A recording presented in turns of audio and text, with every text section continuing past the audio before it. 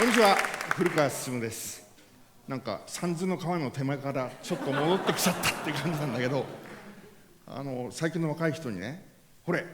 なんか大リーグ養成ギプスみたいでしょって言ったら、それ何ですかって言われて、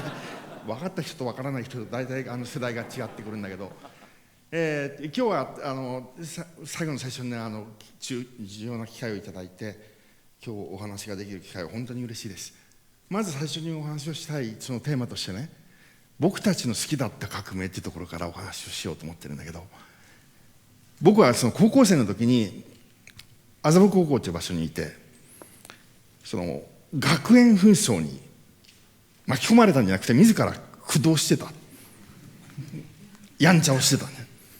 でその時勝ち得たものは何かっていうと、学園を我が物顔に個人の利職のために権力者がいたんだけど、その人間に出てってもらって学園の自由を取り戻した。でなおかつ制服を廃止してね、今日その制服を着ていくか私服を着ていくかは僕らに選ばせてくれと。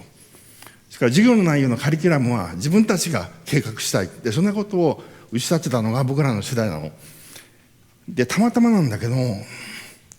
今の校長先生が新中学1年生を迎え入れるときに、麻布には120年の歴史があって、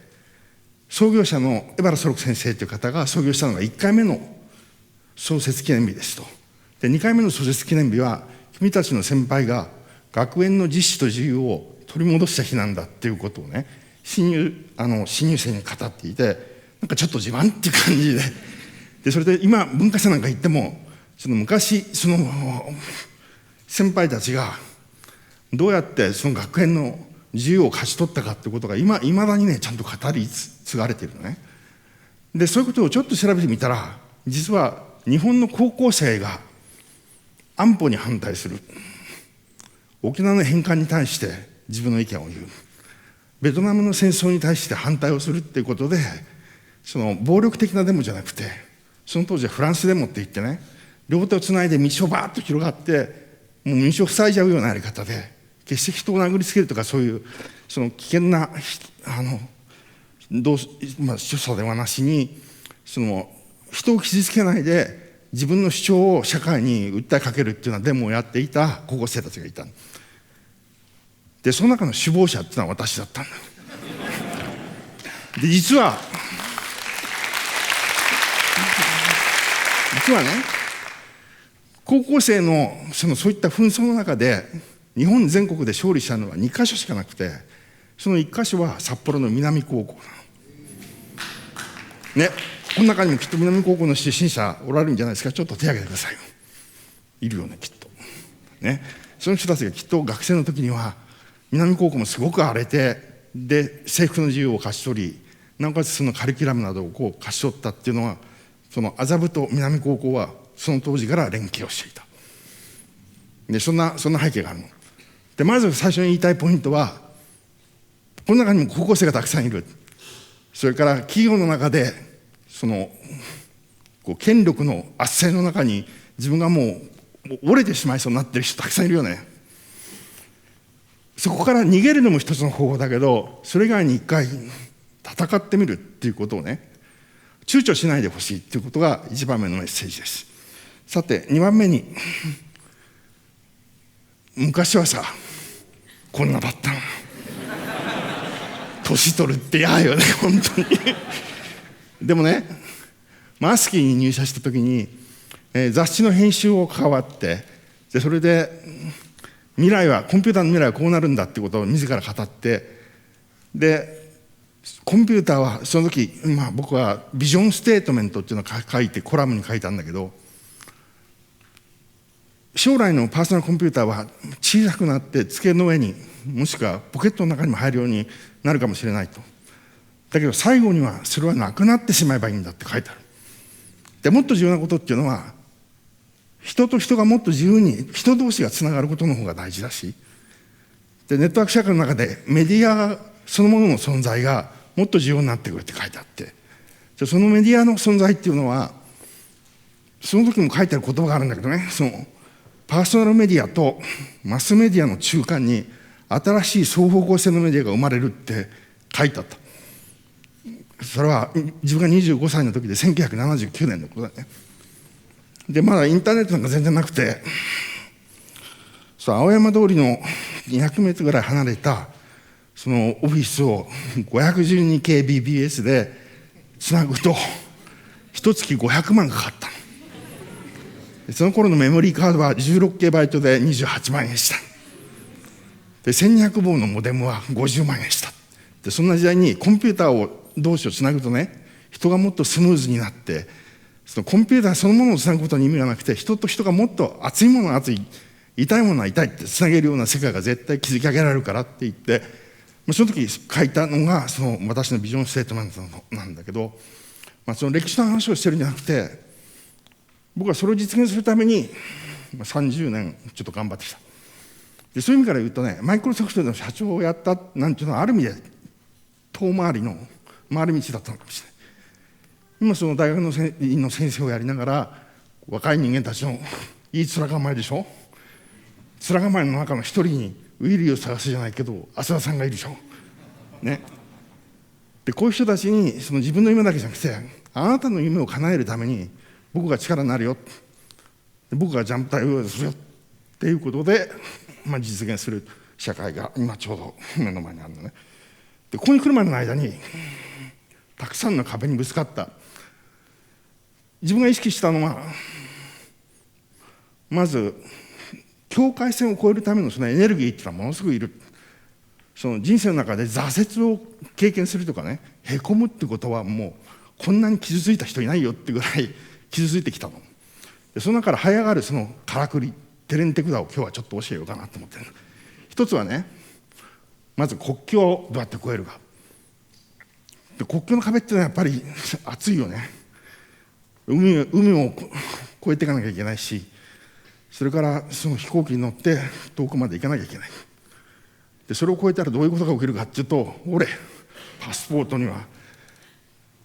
海外渡航体験480回っていう状態でね、もう最短はアメリカに10時半に着いて、で会議をやって1時の飛行機で帰ってくるなんて、もう1日の札幌出張みたいな状態もやりながら、頑張ってきた。その中で感じたことっていうのは、まず最初にこうぶつかった壁っていうのはね、国境の壁以前にまず学歴の壁っていうのにぶつかったの。実は僕は今大学の教授を拝命していますが、高卒なんですよ。っていうのは大学中退しちゃったから。でもスティーブ・ジョブズもビル・ゲイツも大学中退で、私もっていうのはちょっと自慢みたいなでね、やっぱりやりたいことをやるためには途中で投げ出すのもあり、ちょっと方向を変えるのもありで、僕はその大学に行った時には、実はどんな学問をちょっとやりたかったかっていうと、性差心理学っていうのをやってたんですよ。男と女はどこで自分自身の性格を形付けられるのかっていうね、そういう学問をちょっとやってた。だけど冷静に考えるとさ、性差心理学で就職しようと思うとちょっと難しかったっていうのがあってね。でその前にもっとやばかったのは、その学歴、その大学には一応入ったんだけど、麻布校っていう受験校に行って、大体東大に80人、早稲田と慶応に150人行くと、大体30人ぐらいはちょっとはみ出し者で、演劇をやってるやつもいれば、ちょっとゲーバーのままやってるやつもいれば、で私みたいにちょっと変わった産業の中でね、頑張ってた人間もいたと。でそういう中で三浪したんですよ。三浪っていうとね、二浪までは人間だけど、三浪になったらもう人間じゃないって思われて付き合ってた彼女はもう全員怖がれていくし、もう人生儚んで、もうこれもうへこむっていう状態で、自分の兄はね、ちょうど京駒東大弁護士っていう立派なお兄さんで、それに比べて弟さんはって言われてね、世間様はよそういうふうに見るよね。だけどすごくラッキーだったのは、自分の母親はそのもう全く違う教育を受けながら別の道を歩んでも、一回たりともね、それに比べてお兄さんと比べてみたいなそういう教育を一切しないから、勝手にやっていいよっていう、自由な中で、自分の生き方を見つけたっていうのはラッキーだったと。ただその学歴の壁をどういうふうにぶち破れたかというと、実はネットワークの力だった。でアメリカでその留学をした時に8ヶ月ぐらいの間に、たまたま目の前でインターネットの前にサイバーネットっていう南カリフォルニアの大学を全部つなぐネットワークに出会って、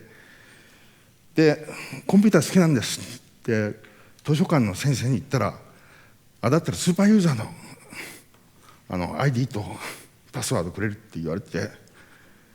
もらったらね、どの大学でも入れるんだよね、入試もなしに。でそのつながった相手は自分自身の価値を認めてくれて、それで会話が進む。そこにあるものはどこをキャビネット開けて持ってきてもいいっていう状態を感じて、これってひょっとして大学なんか編入しなくてもいいんじゃねえと思って、でそれでそのネットワークのパワーっていうのを自分自身で体験して、でその段階で将来こういう時代が来るんだったら、きっとコンピューターそのものに個人で戯れて、その計算能力だとか文章を書くとか、そんなことの利便性じゃなしに、コンピューターを通じて人と人がつながり合ったらね、とてつもないことが起きるなっていうことをなんか体感したんでね。でその結果、次にぶつかった壁っていうのは業界の壁。みんな思うでしょ。だって僕はマッキントッシュを使ってるんだけど、そんなことしてビル・ゲイツに怒られないんですかって絶対みんな思うんだよね。でそれはみんな一人一人がきっとステレオタイプでね、Mac の世界はこうで Windows はこうでね、それからそれ以外に今スマホを使うなら何とかっていうなんか概念の中でさ、自分自身がこれがたまって、ちょっと考えてみなよ。みんなのその、PC なり Mac の環境、それからスマホの環境の中に入ってる一番大事なものは何なの？ OS？ 違うよね。アプリケーション？それも違うよね。中に入ってるコンテンツだとかメッセージが一番大事なもののはずなわけ。そうするとそういうものを共有できることの方がはるかに大事だから、ね、自分が撮った写真はすごく大事で、それを写真集にして人に提供したいとか、でそれをみんなと共有したいとか、一つの写真にまた感動してほしいとかね、この音楽が大好きだとか、そういうことをやるけども、その実際にはその自ら気づいてるその PC だ Mac だスマホだ、それからまだ壁を壊してないのはテレビとスマホの関係とかね、もっといいものにきっとなるはず。デジカメとか家電、そういうものもまだつながっていない。でこういうものをもしつないだら、最終的にネットワークの中で自然に自分の一番心地よい環境を作ってくれるようなことができるんじゃないかなと思ってる。それをその壁を壊していこうと。で重要なことはね、今までは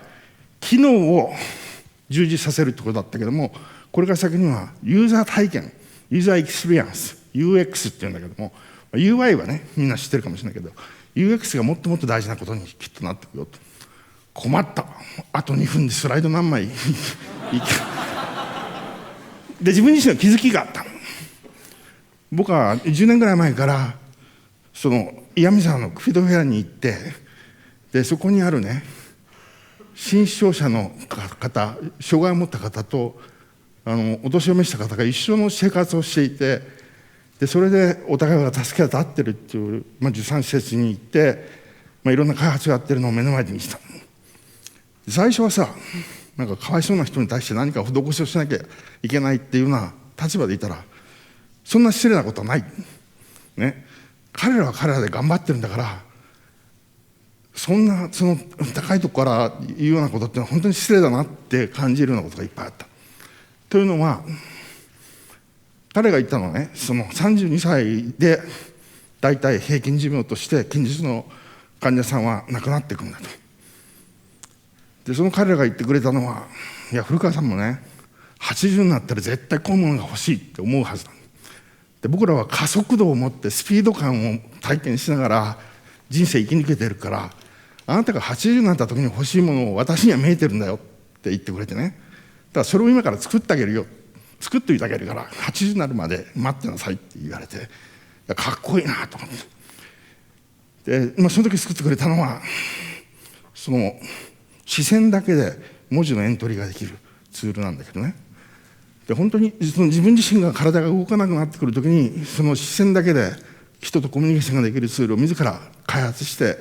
すごいねってって言っていた時に彼らが自慢をしてくれたのは、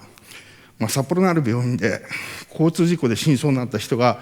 なんとか家族に自分の意思を書いておきたいと。でその時に普通の希望だもされる体の状態じゃないんでね、自分たちの道具を借りに来てくれたんだ、それが自慢って言ってくれて、でそのクビドフェアの連中っていうのは今でも自ら生きることと、それから自分自身の持っているものを、例えば老人のためにね、その排泄だとか体を洗ってあげるとか、そういうことで苦労している介護士さんのためのその便利な道具を自ら作っている。例えば自ら車椅子を使うだけじゃなくて、車椅子を使う人にとってはどんなファブリックの生地のねクッションが欲しいかとか、どのくらいのサイズのものが運転しやすいかっていうことに自ら気がついて、でそれを自由に設計できるような、ネットワークで設計できるようなその環境を作ったりということでは本当に学ぶことが多かった。で自分自身は雑誌の編集者、プログラマー、営業、事業部長、経営者と、それから今は大学の教授っていうのをやってるんだけど、若い人から学ぶ、自ら自分が持っているものをね教えるだけじゃなくて、いろいろ吸収したい、そのために相変わらず接点を作りたいっていう気持ちで三途の川の手前から前に戻っちゃったんです。というのは就活、脳梗塞ってやってみるとね、いろいろ調べてみるとさ、1分間の間に200万個シナプスが死ぬんだって。そうするともうなんか本当にもうだんだん体がね動かなくなって、左半分が全然動かなくなって、体温も左だけ冷たくなるとね、俺このまま死んじゃうんだって本当に思うんだよ。で今日このまま寝たら明日目が覚めないんじゃないかっていう恐怖で汗かくとね、そうするとそこがかゆくて手は持っていけるんだけどかけないので、もう鬼のようなリハビリでフェイスブックなんかもちょっと書きましたけど、療法士さんが「いやちょっと S 気がないと療法士さんなんかやってられません」って言われて「いや S じゃなくてド S でしょ」とか言ったんだけど本当に鬼のようなリハビリでその手を広げるっていうことだけで1ヶ月、チョキをするのに3ヶ月かかった。で今はようやく歩けるようにもなったんだけど、不思議なことにね、例えばお尻の筋肉が動かないと足をすり上げられないんだね。そうすると点字ブロックみたいな高さのものに足けつまずいて転びそうになったり、結構大変な思いもしたけど、とにかく生き返ったことに対するそのパワーは誰からもらったかっていうと、実はねこれツイッターで語ってた話なんだけど、あなたはド S ですって話も書いてあるけどその毎日いろいろメッセージを発信することによって、いやこういう療法もあるよと、それから3ヶ月後ぐらいにこういうことを繰り返したらどこまで回復するのかなっていうことをみんなからエネルギーをもらって、自分自身がメッセージを発信するだけじゃなくて、 SNS の存在が自分自身の知識を増やしてくれたり、自分自身が生きるためのエネルギーをね僕にくれたっていうのが本当に感謝しております。それだったら今度は逆に自分が返す側として前戻ってきたっていうのはね、今ここで一緒に生活をしている人だとか、それから学校でみんなに出会う人の中でね、へこんでるやつがいて、くじけそうなやつがいて、でそいつを私がエンパワーするためにI'm back っていう感じで戻ってきた。